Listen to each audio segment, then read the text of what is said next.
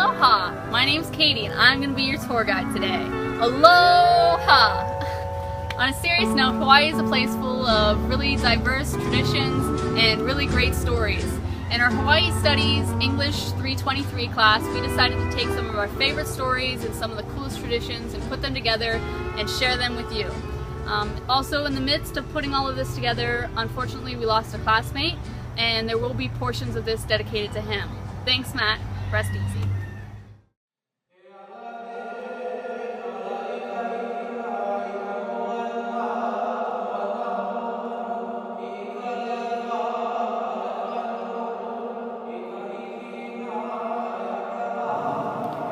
Kumukahi in Puna, Hawaii is the most eastern point of the Hawaiian Islands.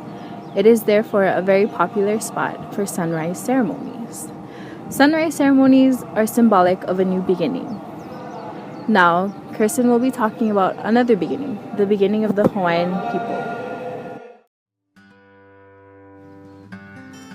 This first section takes us to the beginning of traditional Hawaiian stories. Kalo, or taro, is something that has encompassed Hawaiian culture since the Hawaiians first arrived in Hawaii. Kalo has been the basis of stories for generations, from the basics of kalo cultivation used by the native Hawaiians to the more modern issues of genetic modification of kalo plants. This is just one example of how a story can span and develop over hundreds of years. Similarly, hula bridges all generations. While its traditions are founded in the sacred, Leilani has chosen instead to focus on hula's capacity for more inclusion and connection. Enjoy. So, aloha. Hula is storytelling. I love the hula. But what I really love are the stories that are shared because of hula. Here is Auntie Ululani Kili'ikoa Sherlock sharing just a little bit, little story about her hula beginning. It's about 5 or 6. My John P. Lonnie Watkins was well-known kumuhula at that time. Oh, yes. So I took lessons from him, and another kumuhula was Rodney Kalua. And Rodney Kalua's hula was all on the floor. So I had to learn how to squat on the floor and learn how to go back around the floor without touching the ground. And so he used to stand, and he wasn't exactly, he was heavy. He was like over 200 pounds. He would stand until we would have to exercise and go down, put our hands on our hips and go down and come back and roll them, and go. Hula is storytelling, he mo'olelo. These are but a few of the implements that a hula dancer will use to tell the story. Ipu heke ole, puniu, lapa'iki, ipu heke, ili ili, u keke, pu ili, uli uli.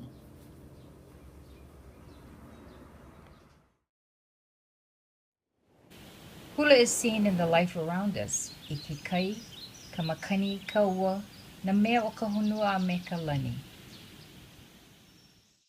Most of all, hula is the joy of friendship.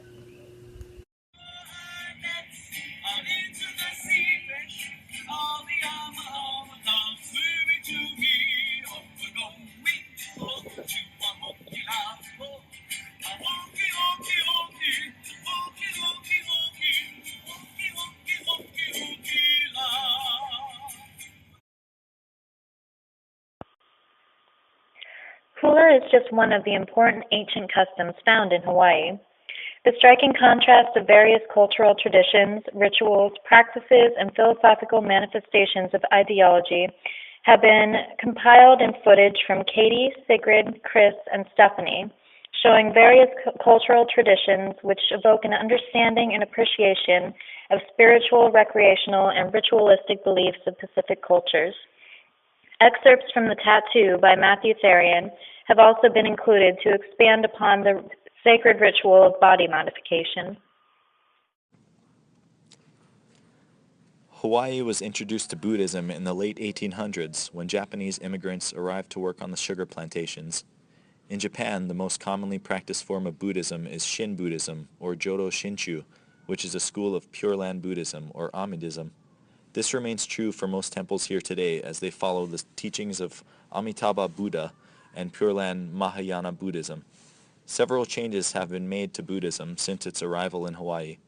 The addition of Sunday service was implemented by Bishop Imamura, a concept adopted from Western culture, in order to give workers a day off from their 7-day week. World War II was detrimental as it resulted in the closure of many temples. Though Buddhism has seen many changes over its life here, the foundations remain the same. It's a religion/philosophy that seeks peace and enlightenment and aims to eliminate suffering in the world. Hi everyone, so I'm here at Ichiro's Multicultural Night. As you can see, it's very loud. So I'll be focusing our Storybento on the loud aspect of our culture. So please stay tuned to the video. Thank you.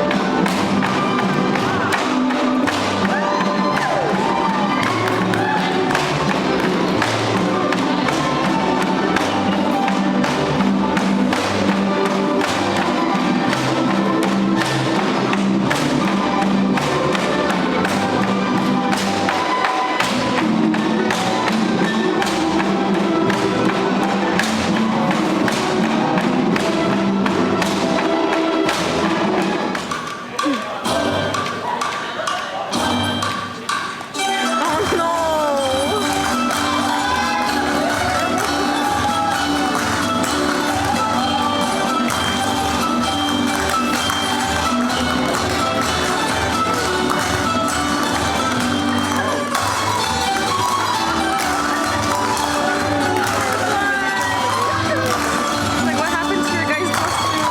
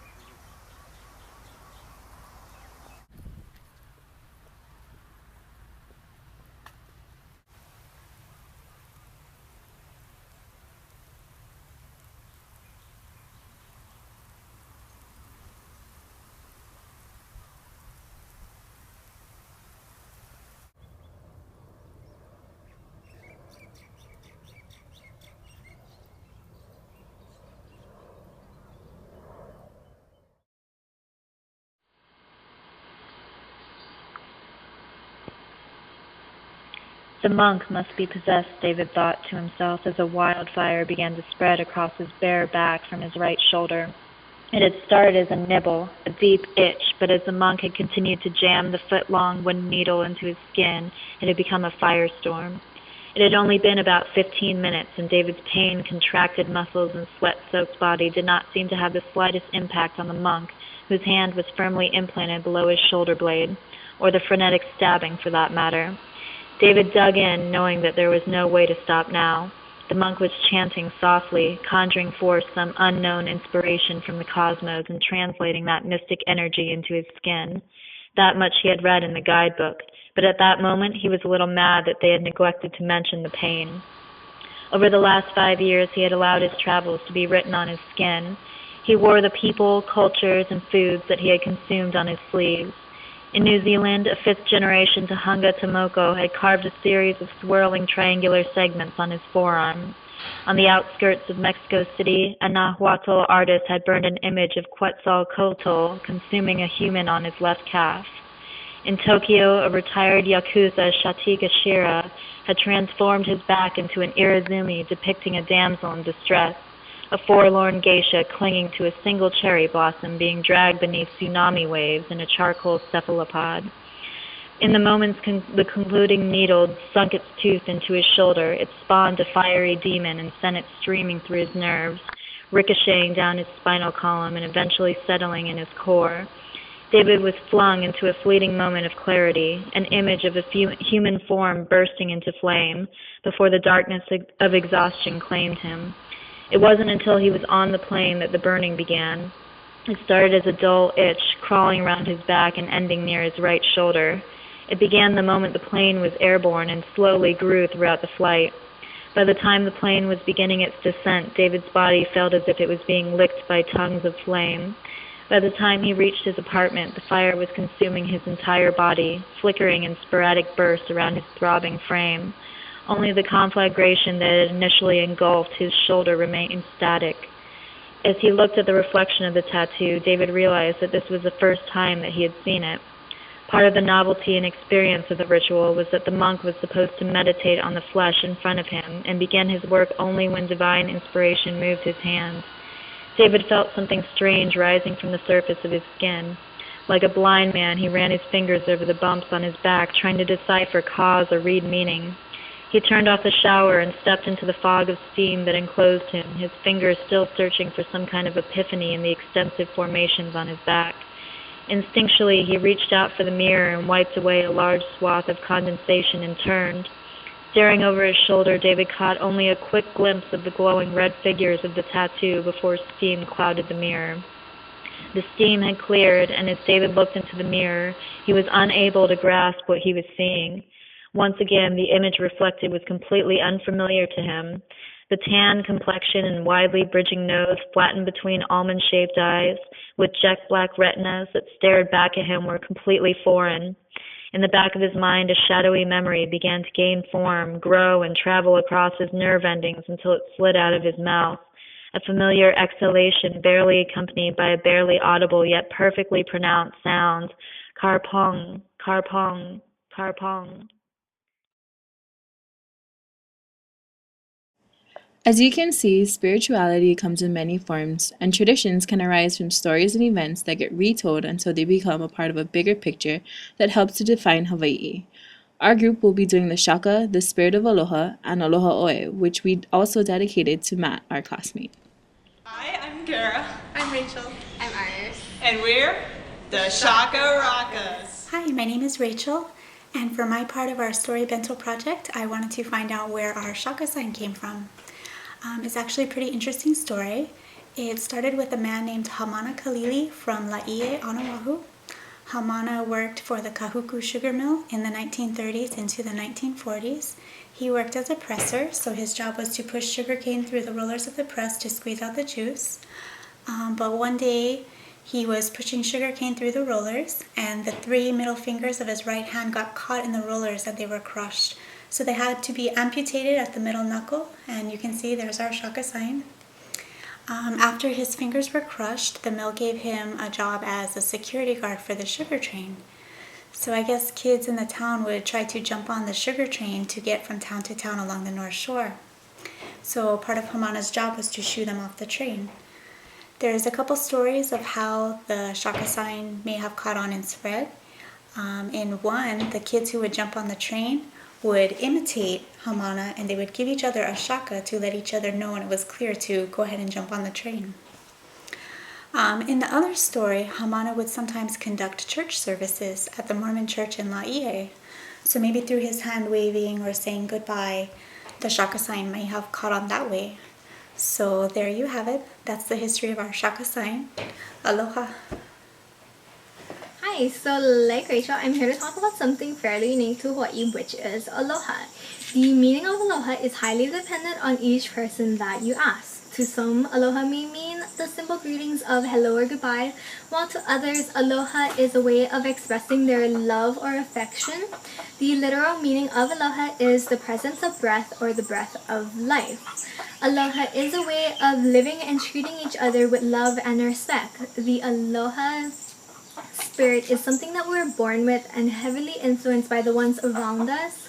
So friends, family, classmates, co-workers, everyone that you meet, they all help to enhance the spirit within you. So I was surprised to learn that the aloha spirit is actually a law. Now, it's not the type of law that you can get in trouble for if you do not abide by it. Instead, the law serves as a friendly reminder to government officials to carry out their duties in accordance to the law by treating people with respect. By applying this law, the government officials can contribute to a better world filled with aloha. But we can also do so as well by keeping up the aloha spirit to help elevate and empower the people around us. And in doing so, we can keep Hawaii the uniquely special place that it is. My topic was Hawaii trivia and cliches. Speaking of aloha, here are some facts about the popular song Aloha Oi. Aloha Oi was composed in 1878 by Lydia Liliuodomini's, the woman who had become Queen Liliuokalani.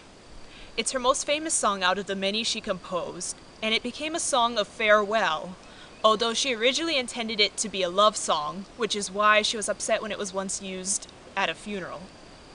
Exact details of the song's origin are unknown, but the song was definitely inspired by an embrace between Colonel Boyd and a woman when they were leaving Boyd Ranch at Maunawili. The song won the Knights Templars Conclave contest in 1883. Aloha Oi was always performed by the Royal Hawaiian Band, and it became the first Hawaiian hit song outside of Hawaii. The popular song made its way into writings, songs, and even Broadway. It was put on records after the invention of the phonograph, and it would be added to newsreels and cartoons such as Looney Tunes. Aloha Oi played during the closing of the 1932 Olympic Games in Los Angeles. It was also sung by Elvis in Blue Hawaii, and more recently featured on Disney's Lilo and Stitch. Because Matt showed the aloha spirit through his community service, and because we love and miss him, and he also loved karaoke, our tribute to him is the song Aloha Oi with lyrics.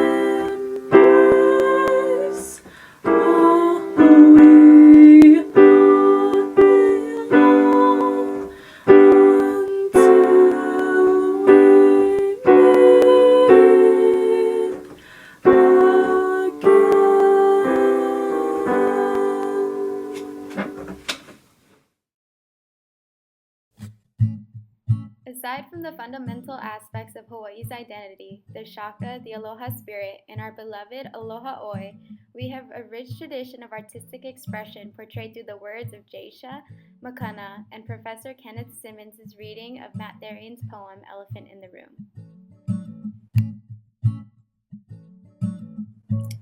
Hi, I'm Geisha, and I'm from Kaneohe, Hawaii. I'm a photographer, and I'm an artist of Hawaii. My name is Makana Akiona. Originally from a small town, Honoka, Hawaii, right in between Hilo and Kona.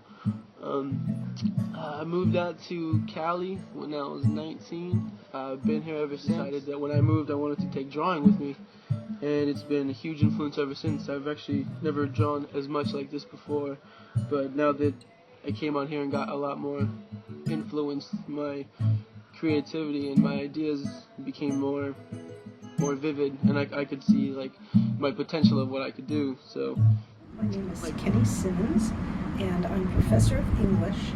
I came to UH Hilo in 1979 from Wisconsin, and it was 20 or something below zero when I was offered the job here. So sight unseen, I'd never been to Hawaii. I said, sure, I'll come. And I did not think I would stay, but it captured me instantly. To me, art is just a way to express myself, and I think an artist is defined by their creativity and their willingness to express their creativity and imagination. To me, what defines art is the idea of creating something and giving it many interpretations. Like being it, someone sees it one way and someone sees it another way, relating to their childhood or past experiences. Just being able to, emit more than what just meets the eye. But to me, to be art, there is going to be some sort of a vision. An artist, this sounds very highfalutin, but it's what I believe, that an artist gets some sort of a vision about reality, about an emotion, something, that then the craft kicks in, and the creating of the artwork is putting that into some kind of physical form. So for a poet, it's putting it into language, and it's putting it into imagery and sound patterns and shaping it. Walk through life having insights and visions, but can be, because then the artist is going to be the person who's going to develop their craft to the point where they actually can give it physical form. So I think there has to be discipline, there has to be, for example, if you're a poet, you have to have a certain facility with the ear, with what the sound of language and what that does. I first met Matt as a student in 2 of my classes last semester, and as a student, he's wonderful, he's lively, he's loud, he has very good insights. And then he came in here one day with another student to interview me about how I work for another class. And it came out that he was the poet whose work I had judged in the poetry contest the year before and given the award to. I never knew who that was. So we talked a lot about poetry. And also he said, well, I submitted poetry this past year. He'd gotten the award the year before. And how come you guys didn't give an award? And I said, well, we didn't think any of the poetry was good enough. And which is kind of hard to say to the poet. So he took a beat, and then he said, yeah, I didn't really work on that all that hard, so you're right. So then we read, I was asked to do a poetry reading, and I thought it would be a very good idea to invite a student to join the poetry reading. So I invited Matt, and we talked quite a few times before the poetry reading. He showed me some of his verse, and that's how I got to know him. Matt was a young artist. He was definitely at the beginning of his path, but what he came with was a very well-developed sense of what he wanted to say. And it was basically in the same area that he was brilliant as a student. He had a very strong post-colonial vision, and that was based on his own ethnicity and his own experience of the world. Some of his poems also showed a tremendous musicality, and those were the poems that I liked the year that he won the award. And so I think that would have developed. And he was a wonderful reader. He was a wonderful reader of his own work. So I'm going to try to read one of his poems, but it won't have the same punch. He was a very punchy reader. And it's a terrible shame that he is not here to read this himself. So this poem is called Imported Matters, the Elephant in the Room. The shelves are lined with trade secrets, silver bowls etched with desperation, and elephants carved from wood as dark as my skin. I duck my head under a prayer flag. Vines are wrapped around a Balinese bookcase, draped in silk, interwoven with prints of a floral nature. Around the corner, there is a collection of Buddhas, cracked, charred, or clad in gold leaf, elementally tiger-striped, standing, pacifying, reclining, begging, sitting, reflecting, meditating, a spontaneous shrine, displaced. The chanting skips a heartbeat, a scratch in the CD. Incense swirls, an atmospheric replica, a mockery of air thick as walls of condensed water droplets. My breathing constricted by curling smoke, I take one last breath and plunge. I swim through murky waters in search of the wreck of a ship that never sank, but should have.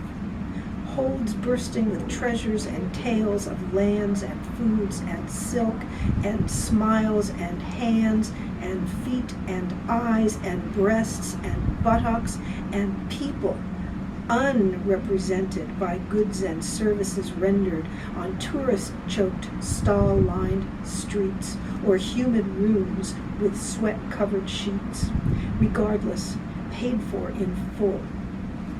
Reaching the silt-shifting floor, I walk underwater, an inverted Jesus, with catfish larger than shipwrecks, amongst scattered skeletons of spirit houses and bodies consumed, abandoned by spirits seeking solace.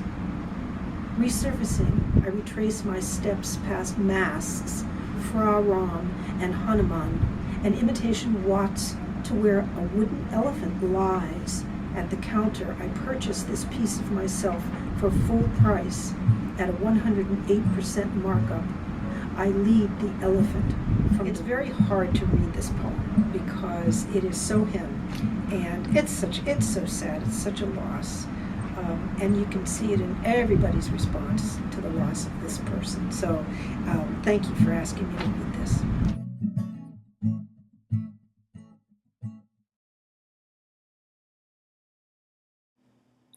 While food can't fix everything, food can comfort the soul back to happiness and health.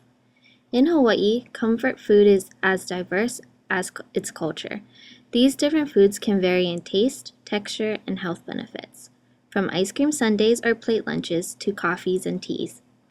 The Chinese and Japanese, a few of the many cultures in Hawaii, use tea for health benefits. One of the common teas used was green tea. Green tea makes for a great comfort food, especially when paired with baked goods. This tea has been known to reduce risks of cancer, decrease cholesterol levels, contribute to weight loss, and even inhibits bacteria that can cause cavities in teeth. Even after using the tea leaves, they can be used for a number of other things. For example, you can use used green tea leaves to clean musty and dirty carpets, de-stink litter boxes, tell the future, and cure acne. And if we want to get a little creative, green and black teas can be used to make fabric and paper dye color clothing, paint backgrounds, or make black and white sketches. Our group, Kayla, Carrie, and Ashley, wanted to make use of green tea's medicinal properties and decided to make cookies. We made a green tea cookie recipe with white chocolate drizzle. Enjoy!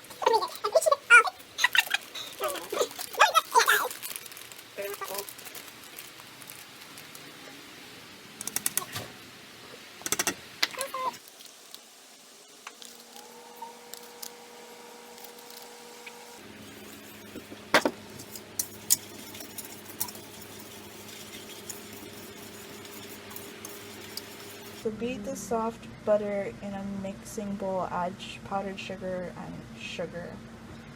Should we just use the whisk then? Beat it. I feel like we should sing the Michael Jackson song for that. Whisk it! And then I'll measure the powdered sugar.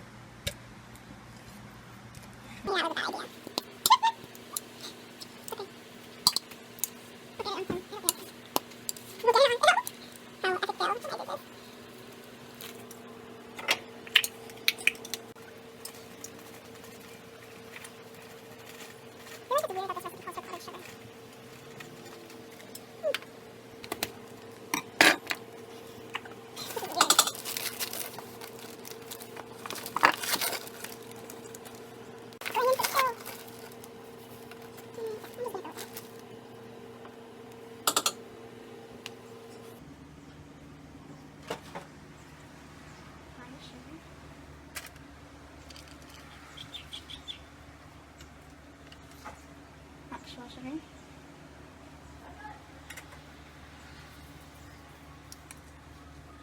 Yeah, and then do that, and then once it's mixed, let me know, and then you add the egg yolks and milk. It'll probably help the consistency. Should I just put the milk and the egg together? Maybe. This was a very bad idea. Mixing, I would have brought my mixer. Well, that would have been a good idea. You have a mixer? Yes, I do. Yes. Yes. Yes. Thanks. These purple sections.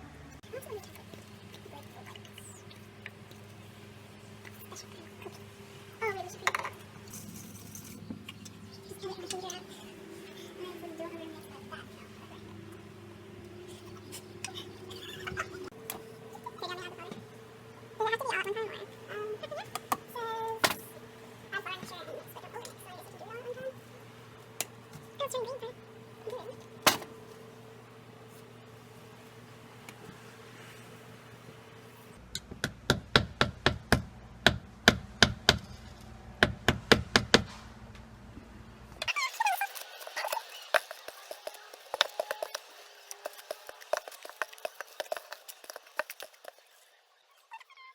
C is for cookie, that's good enough for me.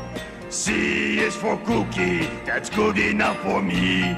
C is for cookie, that's good enough for me. Oh, cookie, cookie, cookie starts with C. Oh, C is for cookie, that's good enough for me. C is for cookie, that's good enough for me. C is for cookie, that's good enough for me. Oh, cookie, cookie, cookie starts with C. Aloha, my name is Kamehi. How's it? I'm Sai. How's it? Wade. And we're Makikai. We began our Storybento with origins, and we're ending it with water, which is also an origin point for the Kanaka Maoli who navigated the vast Pacific and established an entire culture here in the islands. And even today, water, whether it is the kai, the vai, or the ua, is a vital part of who we are and how we live in Hawaii. Water is life, and it feeds us both physically and spiritually. Being that we are here in Hilo, and we probably see more than our fair share of water, we would like to share this olelo no'eau, au umauma o Hilo i Kawai. This literally translates to Hilo has breasted the water. And the deeper meaning talks about how the great amounts of ua and vai have created many gulches and streams that makes it difficult for the island to be crossed. Therefore, the people are strong, overcoming many obstacles and weathering the storm. This Hawaiian proverb is perfect for our class, for together we weathered our own storm in the loss of our dear friend Matthew. On behalf of the entire class, ha'ovau ya oi Matt, aloha no.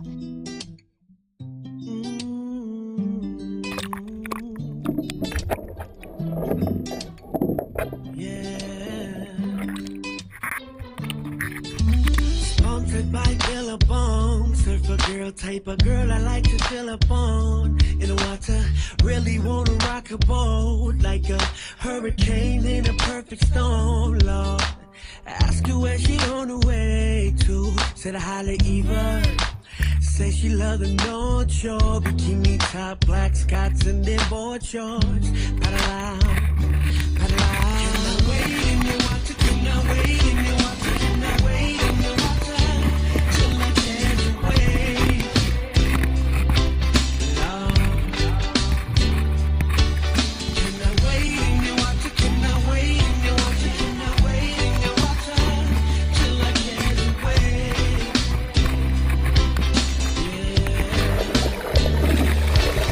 Like the sun, I can feel a warmth, yeah. Heat wave through the winter months, oh. Type of love never expire. Burn slow like a bonfire. Ask her where she on her way to. She said la yeah. Say she love the North Shore, bikini top, black Scots and then board shorts. Paddle out. Can I wait in your water? Can I wait in your water? Can I wait in your water till I catch a wave? Lord, can I wait in your water? Can I wait in your water? Can I wait in your water till I catch a wave? Drugs, sex after 12, or any other illegal activity. Fresh out. Wait, well, that's another one. The person's giving me this today. What do you reckon you're gonna do? Livin.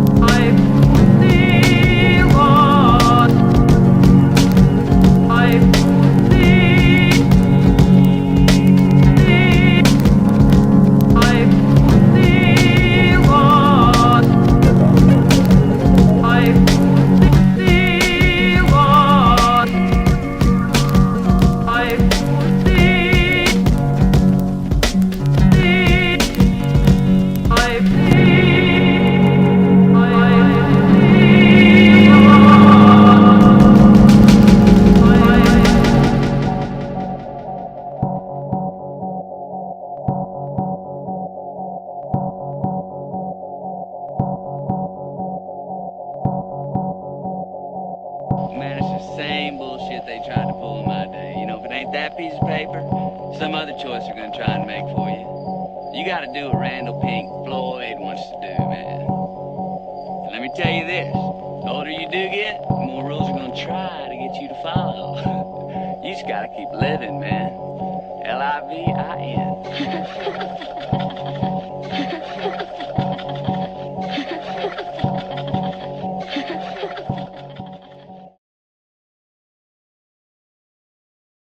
And that, folks, is the end of our trip through cultural Hawaii with our different stops along the way, from the origins of Hawaiians, different traditions, art, and even the origin of shaka.